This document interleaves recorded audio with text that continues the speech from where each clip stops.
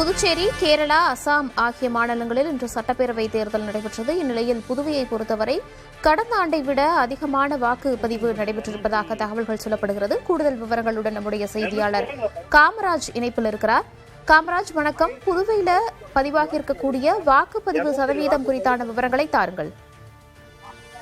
புதுச்சேரி மாநிலத்தில் இருக்கக்கூடிய 30 சட்டமன்ற தொகுதிகளான வாக்குப்பதிவானது காலை முதல் நடைபெற்று வருகிறது. பொதுவாக இங்கு இருக்கக்கூடிய மக்கள் ஆர்வத்தோடு இந்த வாக்குப்பதிவு செய்து வருகிறார்கள்.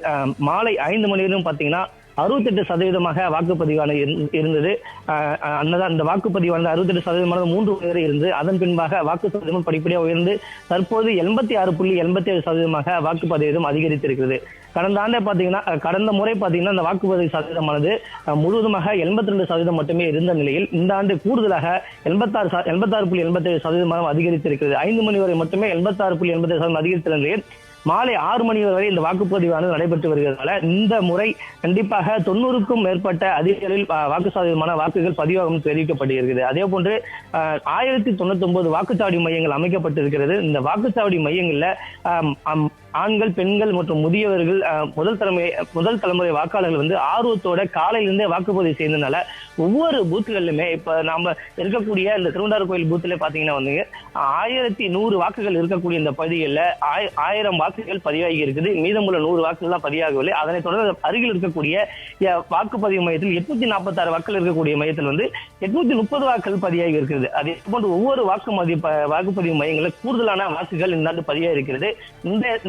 இந்த ஆண்டு கூடுதலான வாக்குகள் பதிவாகும் என தேர்தல் ஆணையத்தின் சார்பில் பல்வேறு விழிப்புணர்வு ஏற்படுத்தப்பட்டு 100% வாக்களிக்க வலியுறுத்தப்பட்டிருந்த நிலையில் இந்த முறை சட்டமன்ற தேர்தலில் இவ்வாறு வாக்குகள் பதிவாகி இருப்பது இதுவே முதல் முறை என கூறப்படுகிறது.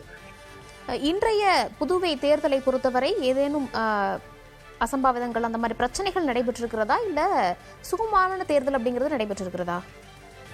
புதுச்சேரி தேர்தலை பொறுத்தவரைக்கும் பாத்தீங்கன்னா கடந்த முறை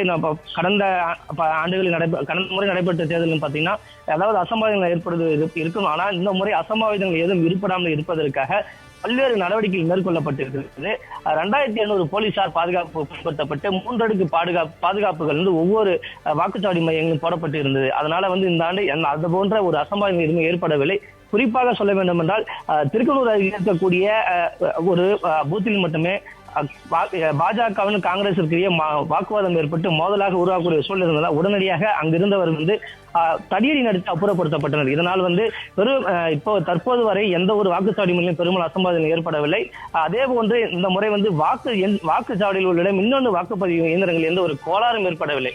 எல்லா இடங்களிலுமே சரியான முறையில் மின்னணு வாக்குப்பதிவு இயங்கி வருகிறது. இதனால வாக்காளர்கள் எந்த ஒரு சிரமமின்றியும் வாக்களித்து வருகிறார்கள். புதுவை சட்டமன்ற தேர்தல் குறித்தான நிலவரங்களை விரிவான தகவல்களாக அளித்தமைக்கு நன்றி காமராஜ்.